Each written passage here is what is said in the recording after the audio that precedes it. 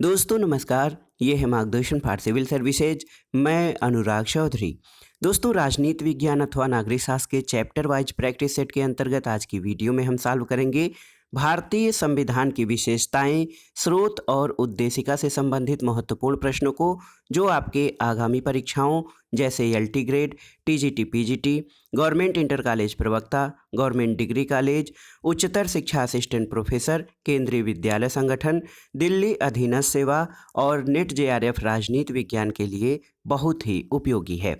साथ ही ये वीडियो सामान्य अध्ययन के भारतीय संविधान एवं राज्य व्यवस्था खंड के लिए भी उपयोगी है। तो आइए शुरू करते हैं आज का वीडियो, नागरिक शास्त्र के अध्यायवार प्रैक्टिस सेट का भाग 21। दोस्तों, आज का जो हम सेट सॉल्व कर रहे हैं, इसमें सबसे पहले आइए भारतीय संविधान की विशेषताओं से संबंधित महत्वपूर्ण प्रश्नों को देखते हैं। पहला प्रश्न है दोस्तों, भारत एक गणतंत्र है यानी रिपब्लिक है, इसका अर्थ क्या है?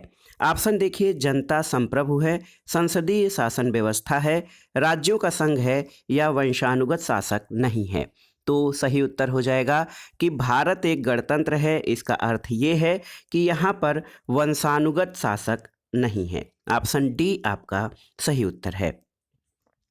अगला प्रश्न है दोस्तों, देखिए उसी से मिला जुला ये प्रश्न है कि भारत एक गणराज्य है, क्योंकि तो भारत गणराज्य है, इसका अर्थ ये है कि भारत में राज्याध्यक्ष यानी राष्ट्रपति का निर्वाचन होता है, न कि ये वंशानुगत होता है। तो याद रखिएगा, भारत एक गणतंत्र है या गणराज्य है, इसका कारण ये है कि भारत में राज्याध्यक्ष यानी राष्ट्रपति का निर्वाचन होता है, वो वंशानुगत शासक नहीं होता है। अगला प्रश्न है दोस्तों, भारत का संविधान है किस प्रकार का, यानी भारतीय संविधान की प्रकृति कैसी है आपको बताना है। तो दोस्तों, भारत का संविधान न तो बहुत सख्त है न ही बहुत लचीला है, बल्कि अंशतः सख्त और अंशतः लचीला है। ऑप्शन डी आपका सही उत्तर है। अगला प्रश्न है दोस्तों, किसने यह दृष्टिकोण व्यक्त किया था कि भारतीय संविधान समय और परिस्थितियों की आवश्यकता अनुसार एकात्मक और संघात्मक दोनों है? ऑप्शन है K C. Wheare, R S. Sarkaria, B R. Ambedkar और जेनिंग्स। इसमें आपको बताना है कि किसका दृष्टिकोण था कि भारतीय संविधान समय और परिस्थितियों की आवश्यकता अनुसार एकात्मक और संघात्मक दोनों है। तो ये आइवर जेनिंग्स का कथन है। अगले प्रश्न पर आते हैं दोस्तों, भारत के संविधान में फेडरल यानी संघीय शब्द का प्रयोग कहाँ किया गया है? तो ऑप्शन है प्रस्तावना में, भाग 3 में, कहीं भी वर्णित नहीं या अनुच्छेद 368 में।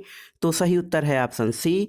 दोस्तों, भारत के संविधान में फेडरल शब्द कहीं भी वर्णित नहीं है और भारत में जो है, भारत को राज्यों का संघ यानी यूनियन ऑफ स्टेट कहा गया है, न कि फेडरल स्टेट। अगला प्रश्न है दोस्तों, भारतीय संघीय प्रणाली की विशेषताएं कौन सी हैं? देखिए, इसमें 4 ऑप्शन आपको दिए गए हैं, उसके बाद कूट दिए गए हैं कि किस कूट के आधार पर आप इसको जस्टिफाई करेंगे। देखिए, भारतीय संघीय प्रणाली की विशेषताओं में कौन कौन से हैं? शक्तियों का बंटवारा, शक्तियों का पृथक्करण, स्वतंत्र न्यायपालिका, प्रधानमंत्री का नेतृत्व और लिखित संविधान। तो यहाँ पर देखिए, भारतीय संघीय प्रणाली में दोस्तों शक्तियों का पृथक्करण नहीं है, बल्कि शक्तियों का बंटवारा किया गया है केंद्र और राज्यों के मध्य, जो 3 सूचियाँ हैं उनके आधार पर। इसके अलावा स्वतंत्र न्यायपालिका की व्यवस्था है और भारतीय संविधान लिखित संविधान है। तो 1, 3, 5 आपका सही कूट हो जाएगा। ऑप्शन डी सही उत्तर है। अगला प्रश्न है दोस्तों, भारतीय संघ एक से अधिक अर्ध संघ है, यह किसने कहा है? तो सही उत्तर है, भारतीय संघ को अर्ध संघात्मक के.सी. वियर ने कहा है।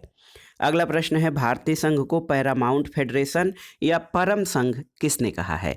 देखिए, एलेक्जेंड्रोविच, एम.पी. शर्मा, के संथानम या ए.सी. बनर्जी।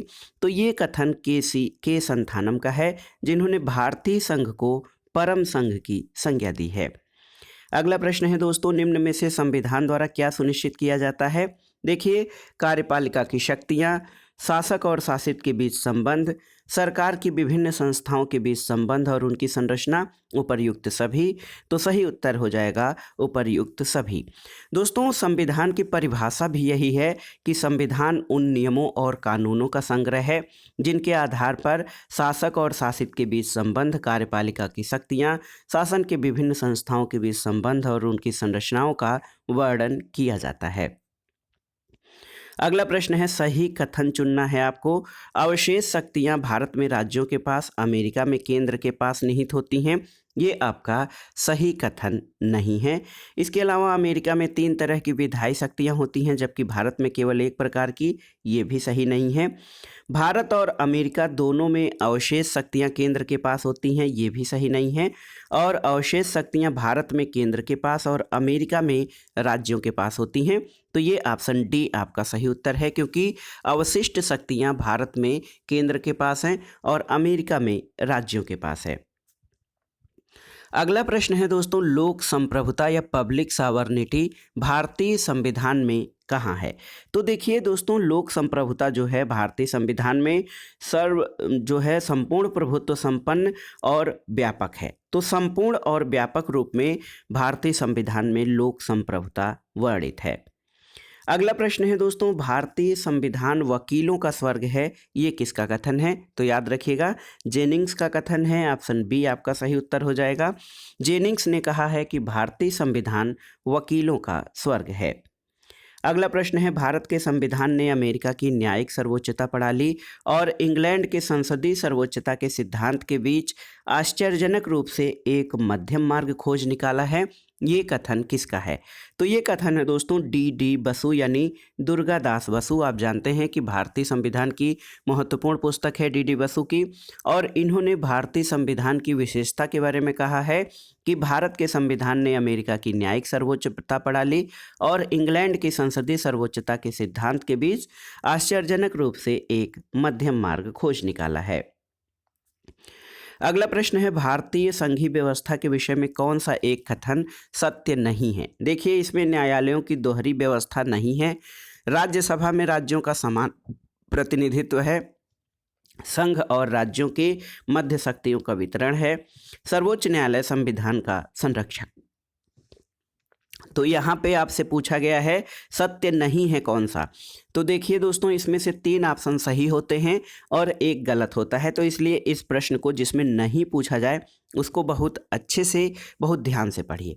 तो इसमें सही क्या नहीं है? देखिए, राज्यसभा में राज्यों का समान प्रतिनिधित्व है, ये आपका सही नहीं है, क्योंकि भारतीय संविधान में राज्यसभा में जो है राज्यों में समान प्रतिनिधित्व नहीं है। सबसे अधिक प्रतिनिधित्व उत्तर प्रदेश का है, आप जानते हैं, और इसके अलावा अन्य राज्यों का अलग अलग प्रतिनिधित्व है। अगला प्रश्न है दोस्तों, संविधान के अनुसार भारत एक है संघीय राज्य, एकात्मक राज्य, राज्यों का संघ या अर्धसंघीय राज्य? तो सही उत्तर आपका हो जाएगा राज्यों का संघ यानी यूनियन ऑफ स्टेट है भारत। अगला प्रश्न है, भारतीय संघ व्यवस्था केंद्र मुखी है, इसका कारण क्या है? देखिए, संपूर्ण भारत के लिए केवल एक नागरिकता है, सही है। आपातकाल में केंद्र की शक्ति बहुत बढ़ जाती है, ये भी सही है। और संसद राज्य के क्षेत्रों का पुनर्गठन या पुनर्वितरण कर सकती है, ये भी सही है।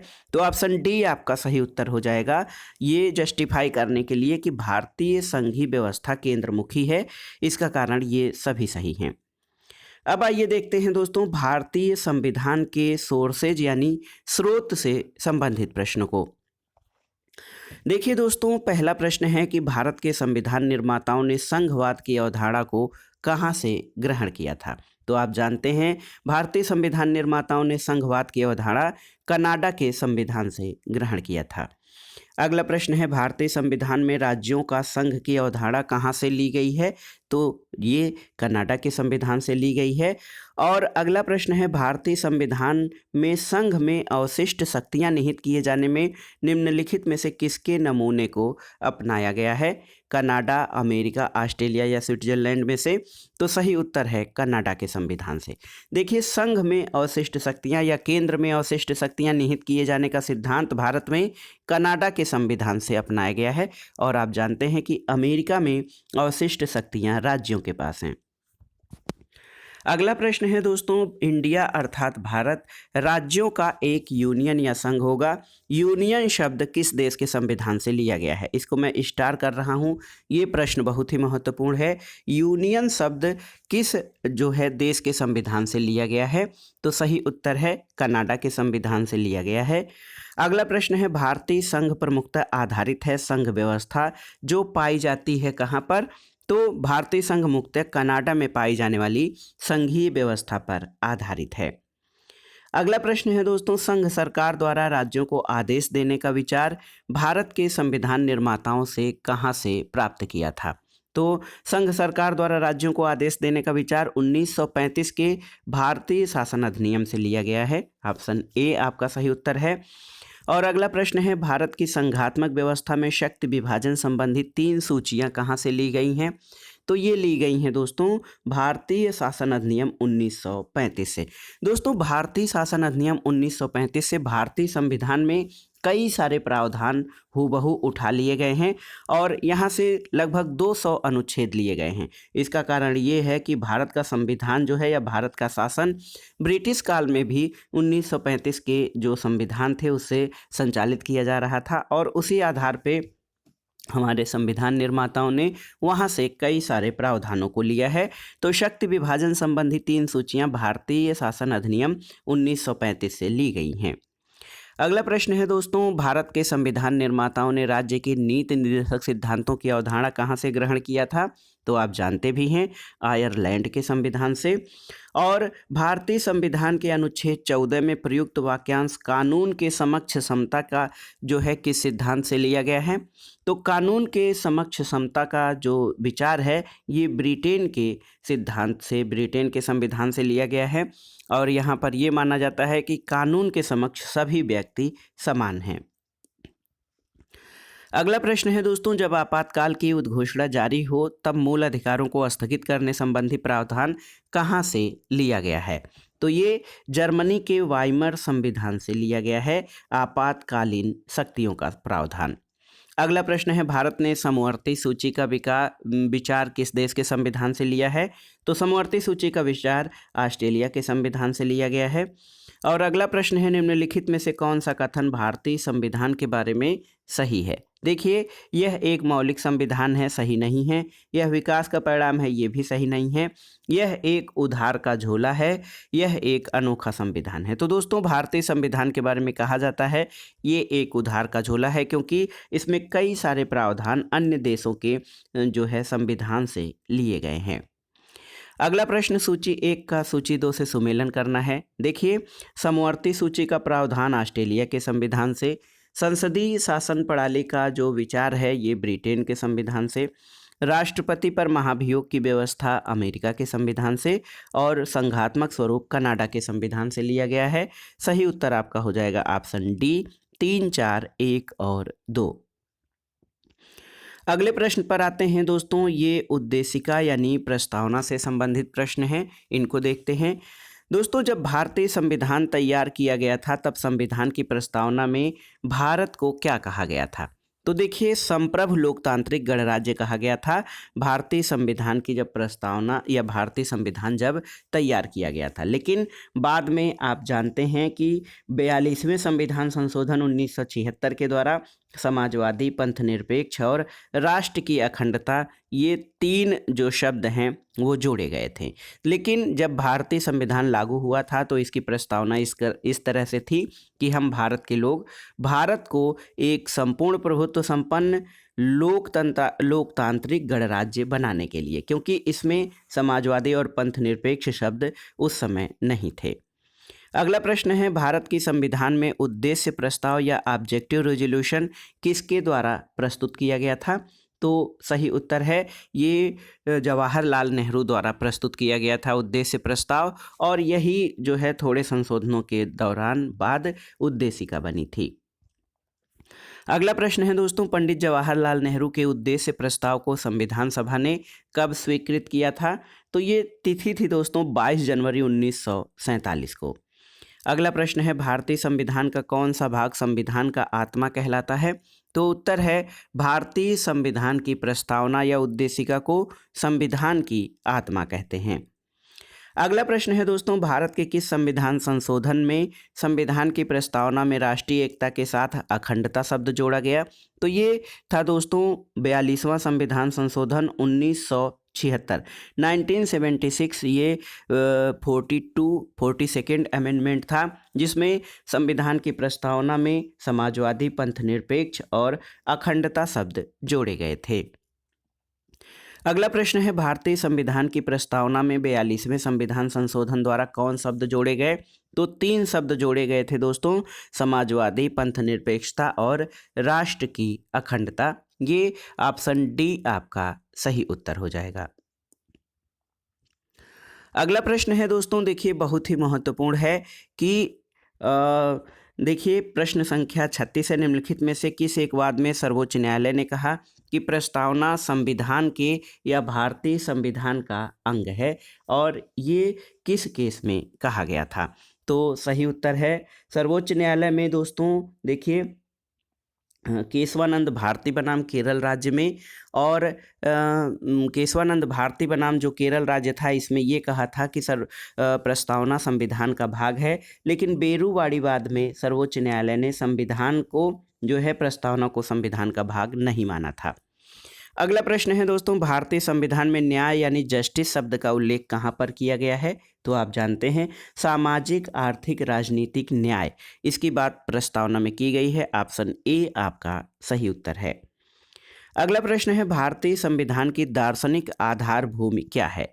तो यहाँ पर देखिए ऑप्शन है राज्य के नीति निर्देशक तत्व, मौलिक अधिकार, संघीय संरचना या प्रस्तावना। तो सही उत्तर है प्रस्तावना।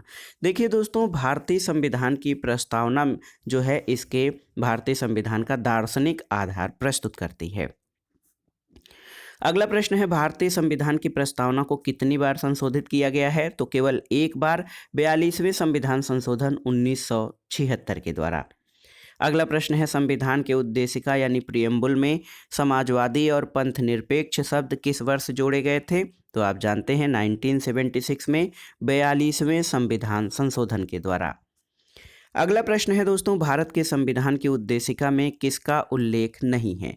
देखिए, राजनैतिक समानता, व्यक्ति की गरिमा, प्रतिष्ठा की समानता, राष्ट्र की अखंडता।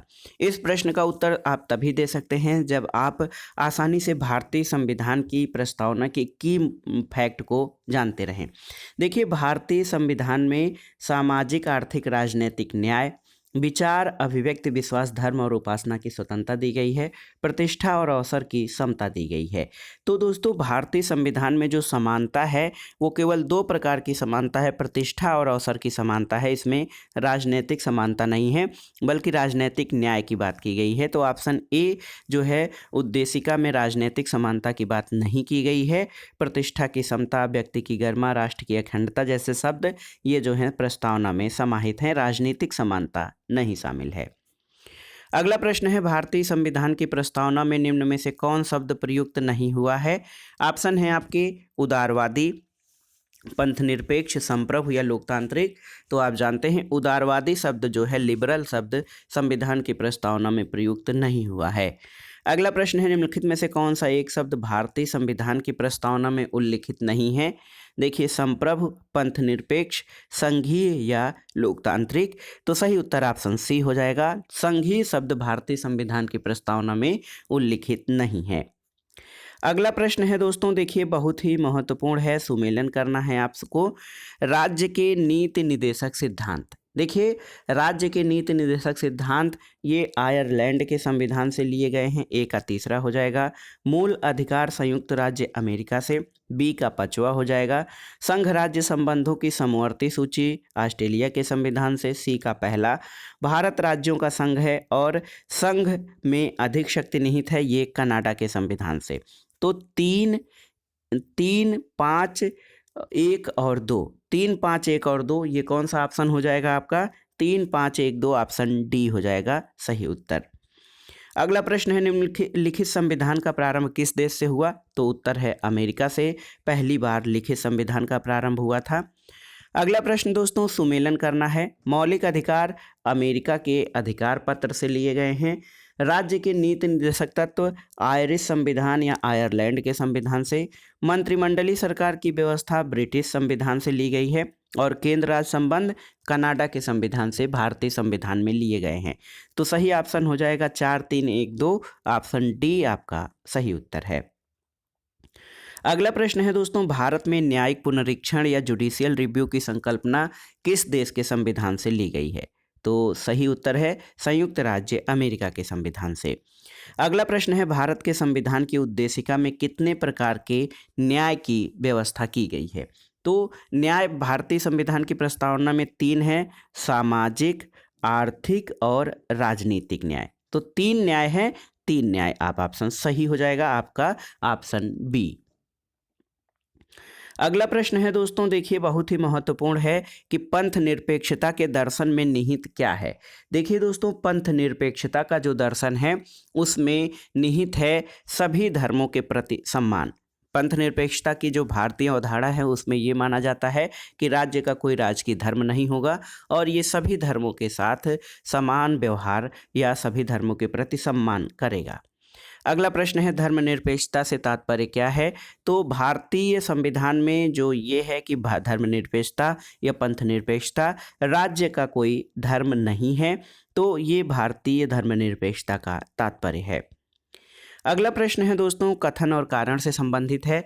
देखिए कथन है कि भारत का संविधान सबसे अधिक लंबा हो गया है, ये सही है, और मौलिक अधिकारों का अध्याय अमेरिकन संविधान के मॉडल से लिया गया है।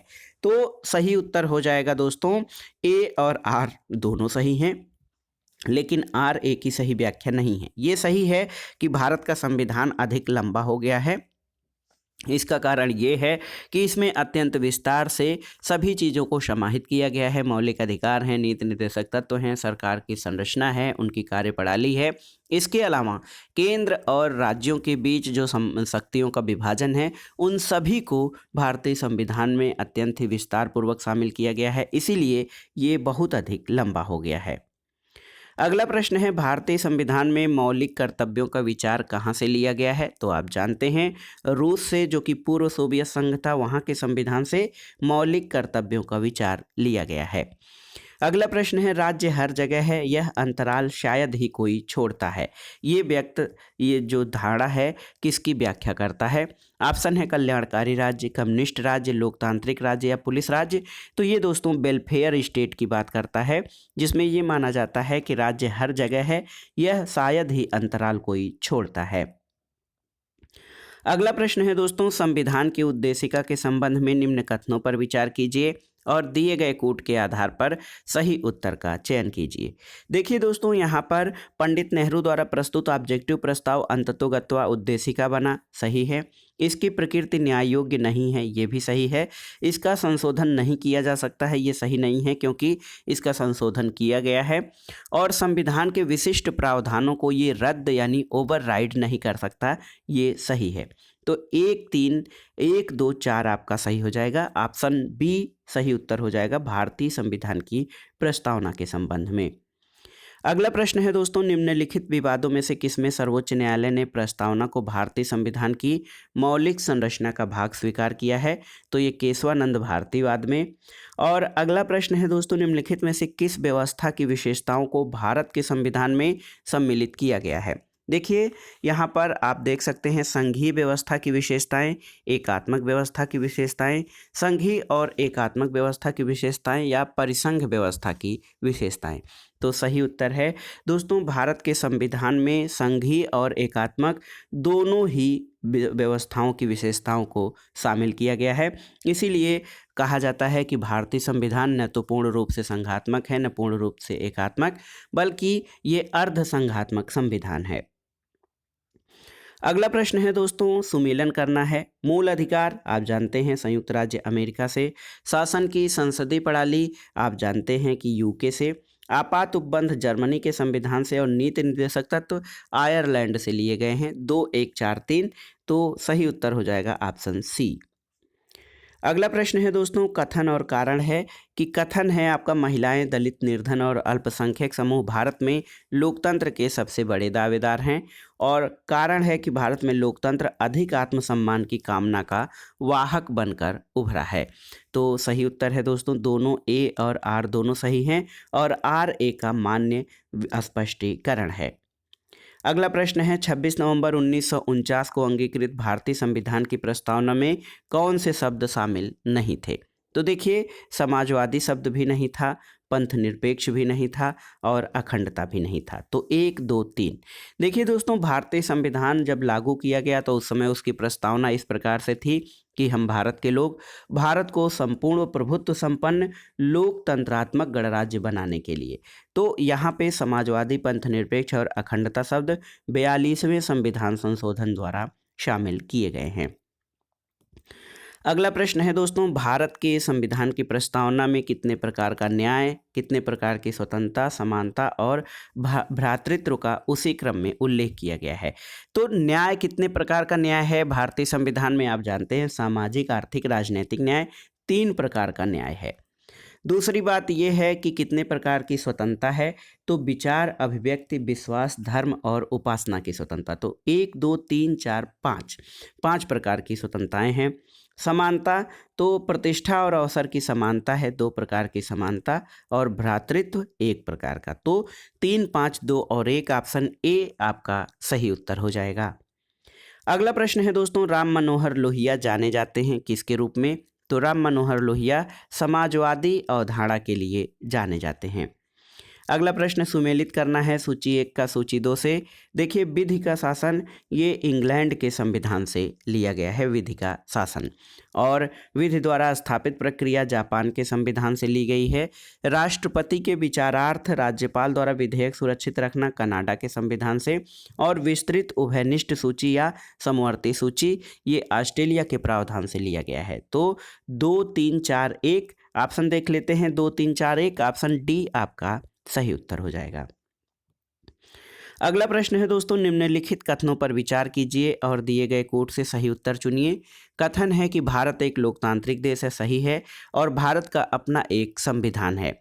तो सही उत्तर हो जाएगा ऑप्शन बी। ए और आर दोनों सही हैं, लेकिन आर ए की सही व्याख्या नहीं है। आप जानते हैं कि भारत एक लोकतांत्रिक देश है क्योंकि भारत का एक अपना संविधान है। इस आधार पर भारत लोकतांत्रिक नहीं है, बल्कि भारत में लोकतंत्र है। जनता यहाँ पर जो है लोक संप्रभुता का वाहक है, जनता है। संप्रभुता, अंतिम सत्ता जनता में निहित है। इसके अलावा सभी व्यक्तियों के सामाजिक, आर्थिक, राजनीतिक कल्याण और व्यक्तित्व विकास के भारतीय संविधान जो है अवसर उपलब्ध कराता है। इस आधार पर ये लोकतांत्रिक है, इस आधार पर नहीं कि भारत का अपना एक संविधान है।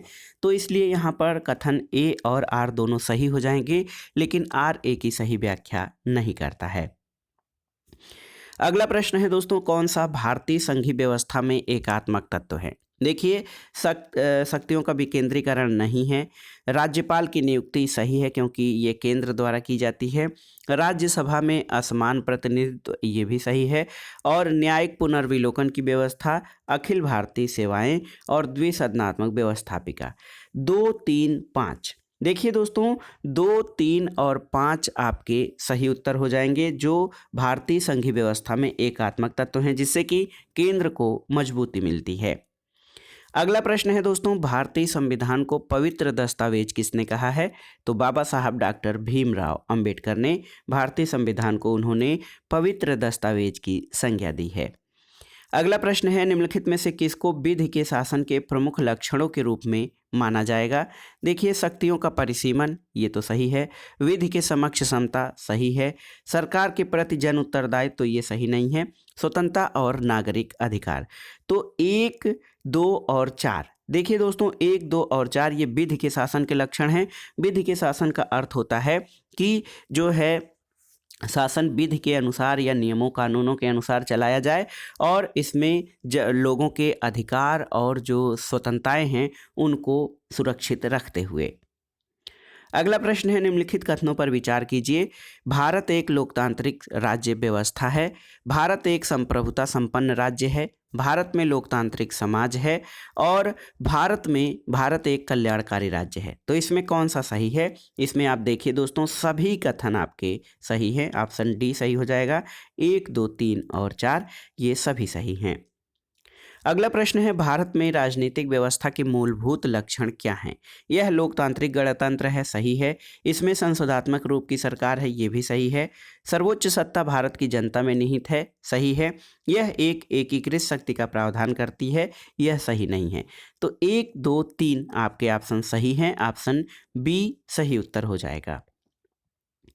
अगला प्रश्न है दोस्तों, निम्नलिखित में से किसका एक कथन है कि संविधान को संघात्मकता के तंग ढांचे में नहीं ढाला गया है? आपको बताना है कि ये कथन किसका है। तो ये कथन संविधान शिल्पी डॉक्टर बाबा साहब भीमराव अंबेडकर का है। उन्होंने कहा है कि भारतीय संविधान को संघात्मकता के तंग ढांचे में नहीं ढाला गया है। अगला प्रश्न है, भारतीय संविधान की प्रस्तावना में निम्नलिखित में से किस स्वतंत्रता का वर्णन नहीं है? तो देखिए, विचार की स्वतंत्रता है, विचार प्रकट करने की स्वतंत्रता है, विश्वास की स्वतंत्रता है, लेकिन भारतीय संविधान में आर्थिक स्वतंत्रता या इकोनॉमिक लिबर्टी का प्रावधान नहीं है। ऑप्शन डी आपका सही उत्तर हो जाएगा। अगला प्रश्न है दोस्तों, भारत के संविधान के निर्माताओं का मत निम्नलिखित में से किसमें प्रतिबिंबित होता है? उद्देशिका, मूल अधिकार, राज्य के नीति निर्देशक तत्व या मूल कर्तव्य? तो सही उत्तर है उद्देशिका या प्रस्तावना में भारत के संविधान निर्माताओं का मत प्रतिबिंबित होता है। अगला प्रश्न है, भारत के संविधान के आमुख या प्रस्तावना का लक्ष्य उसके सभी नागरिकों के लिए क्या सुनिश्चित करना है? देखिए, सामाजिक और आर्थिक न्याय, सही है। विचार और अभिव्यक्ति की स्वतंत्रता, सही है। अवसर की समानता और व्यक्ति की प्रतिष्ठा। तो ये सभी ऑप्शन सही हैं जो कि भारतीय संविधान की प्रस्तावना द्वारा नागरिकों के लिए सुनिश्चित किया जाता है। ऑप्शन डी आपका सही उत्तर है। अगला प्रश्न है दोस्तों, भारतीय संविधान के विषय में जो है किसका कथन है ये कि भारतीय संविधान अधिक कठोर और अधिक लचीले के मध्य एक अच्छा संतुलन स्थापित करता है। ये कथन के.सी. वियर का है। अगला प्रश्न है, राज्यसभा के गठन में प्रतिभा, अनुभव और सेवा को प्रतिनिधित्व देने में भारतीय संविधान निर्माता कहाँ के उदाहरण से प्रभावित हुए थे? तो ये आयरलैंड के संविधान से। सही उत्तर है ऑप्शन ए, आयरिश गणतंत्र से। दोस्तों, राज्यसभा के गठन में प्रतिभा, अनुभव और सेवा को प्रतिनिधित्व देना ये आयरलैंड के संविधान से लिया गया है। अगला प्रश्न है, निम्नलिखित में से कौन सी भारतीय संविधान की विशेषता नहीं है? आपको बताना है। संसदात्मक सरकार, सही है। अध्यक्षात्मक सरकार, नहीं है। और स्वतंत्र न्यायपालिका, सही है। और संघात्मक सरकार। तो देखिए, भारतीय संविधान में अध्यक्षात्मक सरकार की व्यवस्था नहीं है। अध्यक्षात्मक शासन व्यवस्था अमेरिका के संविधान में वर्णित है। अगला प्रश्न है दोस्तों, कथन और कारण से संबंधित है। कथन है कि भारत का संविधान अर्धसंघात्मक है, ये सही है। और भारतीय संविधान न तो संघात्मक है न एकात्मक, ये सही नहीं है। तो दोस्तों, कथन जो है देखिए, ए सही है लेकिन आर गलत है। ऑप्शन सी आपका सही उत्तर हो जाएगा। अगला प्रश्न है, भारतीय संविधान की प्रस्तावना में जिन आदर्शों और उद्देश्यों की रूपरेखा दी गई है उनकी व्याख्या कहाँ पे दी गई है? मूल अधिकारों में, राज्य के नीति निर्देशक सिद्धांतों में, मूल अधिकार, राज्य के नीति निर्देशक सिद्धांत और मौलिक कर्तव्य में, संविधान के पाठ में कहीं नहीं। तो दोस्तों, भारतीय संविधान के प्रस्तावना में जो आदर्श और उद्देश्य हैं वो भारतीय संविधान के मूल अधिकार, राज्य के नीति निर्देशक तत्व और मौलिक कर्तव्यों के अध्याय में वर्णित हैं। तो ऑप्शन सी आपका सही उत्तर हो जाएगा। अगला प्रश्न है, कथन कारण से संबंधित है। भारत की संघात्मक संरचना का मुख्य उद्देश्य इसकी बहुआयामी विविधताओं में से एक राष्ट्र का निर्माण करना और राष्ट्रीय एकता को संरक्षित करना था। ये आपका सही है। और विविधताओं के समंजन से एक सशक्त न कि कमजोर भारतीय राष्ट्रीयता का निर्माण हुआ है, सही है। तो यहाँ पर ए और आर दोनों सही हैं और आर ए की सही व्याख्या करता है। ऑप्शन बी आपका सही उत्तर है। अगला प्रश्न है, निम्नलिखित में से कौन जो है किस वाद में उच्चतम न्यायालय ने धारणा प्रस्तुत की कि उद्देशिका संविधान का भाग है? तो ये दोस्तों बोम्मई बनाम बोम्मई बनाम यूनियन ऑफ इंडिया वाद में उच्चतम न्यायालय ने ये धारणा की कि संविधान जो है दोस्तों प्रस्तावना या संविधान का एक भाग है। बेरूवाड़ी यूनियन वाद 1960 में सर्वोच्च न्यायालय ने कहा था कि जहां संविधान की भाषा संदिग्ध हो वहां प्रस्तावना विधिक निर्वचन में सहायता करती है। बेरूवाड़ीवाद में सर्वोच्च न्यायालय ने प्रस्तावना को संविधान का अंग नहीं माना। केशवानंद भारतीवाद जो 1973 था, इसमें संविधान में जो है प्रस्तावना को संविधान का अंग माना गया। और लेकिन इसमें मूल ढांचे का सिद्धांत दिया गया, थ्योरी ऑफ बेसिक स्ट्रक्चर, और प्रस्तावना को संविधान का मूल ढांचा माना गया था। लेकिन बम्बई बनाम यूनियन ऑफ इंडिया वाद में दोस्तों इसमें उद्देशिका को संविधान का भाग माना गया है। अगला प्रश्न है कि किस वाद के फैसले में सर्वोच्च न्यायालय ने सर्वप्रथम घोषित किया कि उद्देशिका संविधान का हिस्सा नहीं है? तो आप जानते हैं बेरुवाड़ी केस, ये 1960 का है। अगला प्रश्न है निम्नलिखित कथनों पर विचार कीजिए, समाजवादी, प्रजातांत्रिक, सार्वभौमिक और धर्मनिरपेक्ष। तो इन शब्दों को सही क्रम में व्यवस्थित कीजिए। देखिए, भारतीय संविधान की प्रस्तावना जब शुरू होती है तो हम भारत के लोग भारत को एक संपूर्ण प्रभुत्व संपन्न, समाजवादी, पंथ निरपेक्ष, लोकतंत्रात्मक, तो CADB आपका सही उत्तर हो जाएगा। ऑप्शन ए सही उत्तर है। अगला प्रश्न है दोस्तों, किसने भारतीय संविधान की प्रस्तावना को हमारे संप्रभु प्रजातांत्रिक गणतंत्र की जन्म कुंडली कहा था? तो ये KM मुंशी थे। KM मुंशी ने दोस्तों भारतीय संविधान की प्रस्तावना को हमारे संप्रभु प्रजातांत्रिक गणतंत्र की कुंडली कहा था। अगला प्रश्न है दोस्तों, सभी व्यक्ति पूर्णतः और समान रूप से मानव हैं, ये सिद्धांत किस रूप में जाना जाता है? तो ये यूनिवर्सलिज्म यानी सार्वभौमिकता का सिद्धांत माना जाता है, जिसमें सभी व्यक्तियों को पूर्ण रूप से मानव कहा जाता है। और यही सिद्धांत मानवाधिकारों का भी है कि कुछ ऐसे अधिकार हैं जो मानव होने के नाते प्राप्त होते हैं, इसीलिए मानवाधिकारों को भी सार्वभौमिक मानवाधिकार कहा जाता है। अगला प्रश्न है दोस्तों, संविधान में हमारे राष्ट्र का उल्लेख किन किन नामों से किया गया है? तो आप जानते हैं इंडिया, दैट इज भारत। तो भारत और इंडिया, दो नामों का उल्लेख हमारे राष्ट्र का नाम का किया गया है। ऑप्शन ए आपका सही उत्तर है। और इस वीडियो का आखिरी प्रश्न है दोस्तों, भारत के संविधान में उद्देशिका का विचार कहाँ के किस देश के संविधान से लिया गया है? ऑप्शन है इटली, कनाडा, फ्रांस या अमेरिका के संविधान से। तो सही उत्तर ऑप्शन डी है दोस्तों, भारतीय संविधान में उद्देशिका का विचार USA के संविधान से लिया गया है। तो ये था नागरिक शास्त्र अथवा राजनीति विज्ञान द्वारा राजनीति विज्ञान विषय से आयोजित की जाने वाली विभिन्न परीक्षाओं के लिए उपयोगी और महत्वपूर्ण चैप्टर वाइज प्रैक्टिस सेट। और इसमें आपने भारतीय संविधान की विशेषताएं, स्रोत और उद्देशिका से संबंधित महत्वपूर्ण प्रश्नों को सॉल्व किया, जो आपके आगामी परीक्षाओं और सामान्य अध्ययन के भारतीय राज्य व्यवस्था खंड के लिए बहुत ही उपयोगी है। वीडियो आपको कैसा लगा हमें कमेंट बॉक्स में ज़रूर बताइएगा। वीडियो को लाइक करें, शेयर करें और इस चैनल मार्गदर्शन फॉर सिविल सर्विसेज को सब्सक्राइब करें। वीडियो देखने के लिए धन्यवाद दोस्तों, नमस्कार।